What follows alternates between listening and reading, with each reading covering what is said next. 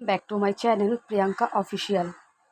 Chicken potato butterfly বানানোর জন্য প্রথমে আলুগুলোকে এরমভাবে স্লাইস করে পাতলা পাতলা করে কেটে নিয়েছি। কেটে নুন জলে আলুগুলোকে চুবিয়ে নিয়েছি। এরমভাবে দোমড়ানোতে কোনো অসুবিধা হবে না নুন জলে চুবালে, নাহলে আলুগুলো ফেটে যেতে পারে।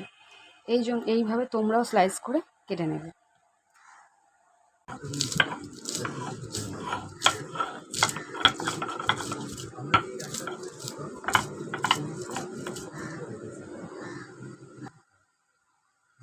পটাটো বাটারফ্লাই বানানোর জন্য 1 চামচ কর্নফ্লাওয়ার দিয়ে দিলাম, পরিমাণ মতন কর্নফ্লাওয়ার দিয়ে দিলাম। সামান্য অল্প করে একটু হলুদের গুঁড়ো দিয়ে দিলাম, পরিমাণ মতো লঙ্কার গুঁড়ো দিয়ে দিলাম, 1 চামচ রসুন বাটা দিয়ে দিলাম, পরিমাণ মতন নুন দিয়ে দিলাম, পরিমাণ মতন নুন, একটু গোলমরিচের গুঁড়ো, অল্প করে কাশ্মীরি লঙ্কার গুঁড়ো দিয়ে দিলাম কালারটা ভালো আসার জন্য। এবার ভালো করে ম্যারিনেট করে নিতে হবে। ম্যারিনেট করে 5 মিনিট মতো রেখে দেবো।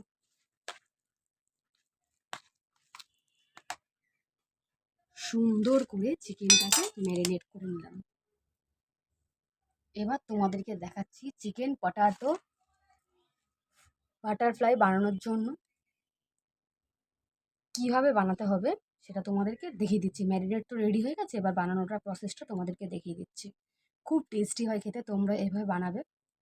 খুব সহজ পদ্ধতি, বাড়িতে যখন মন চাইবে তখনই বানাতে পারবে। একটা বাটিতে অল্প করে জল নিয়েছি, ওর মধ্যে 1 চামচ কর্নফ্লাওয়ার গুলিয়ে নেব ভালো করে, সুন্দর করে। চিকেনটা এই যে ম্যারিনেট করে নিয়েছিলাম। এবার তোমাদেরকে দেখিয়ে দিচ্ছি কিভাবে বানাতে হবে প্রসেসটা। এই যে আলুগুলো স্লাইস করে নুন জলে চুবিয়ে রেখেছিলাম, সেই আলুগুলোর মধ্যে চিকেনগুলো এবার দিয়ে দেব। এই আলুগুলোকে ঠিক এভাবে মুড়িয়ে একটা করে এই যে কাঠি নিয়ে নিয়েছিলাম, কাঠিগুলো এভাবে দিয়ে দেবো। কাঠিগুলো এইভাবে দিয়ে ঠিক এরম দেখতে হবে। দেখতে কতটা সুন্দর লাগছে না? এভাবে আমি কয়েকটা বানিয়ে তোমাদেরকে দেখিয়ে দিচ্ছি।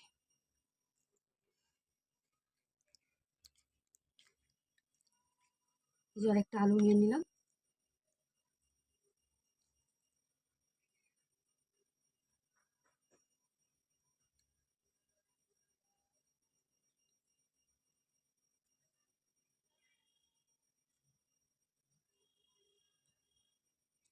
এই দেখো এইভাবে বেশ কয়েকটা বানিয়ে নেব। এই যে আলুগুলো কেটে নিয়েছিলাম, এই কর্নফ্লাওয়ারের যে জলটা বানিয়েছি এর মধ্যে ফার্স্টে চুবাতে হবে। চুবিয়ে এরপরে চিকেনগুলো নিয়ে নিলাম, নিয়ে এবার দেখিয়ে দিচ্ছি কেমন করে বানাতে হবে। এই দেখো ঠিক এইভাবে।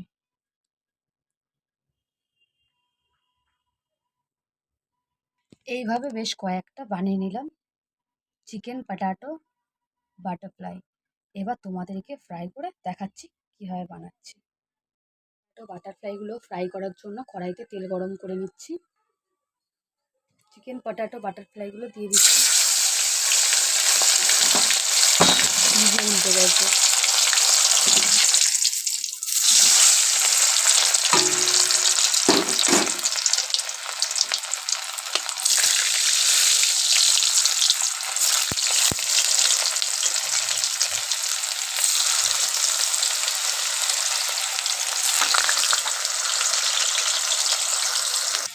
ভালো করে লাল লাল করে ভেজে নিচ্ছি। রেডি। এবার চিকেন বাটারফ্লাইগুলো নামিয়ে নেব। এগুলো এক এক করে ভেজে নিচ্ছি।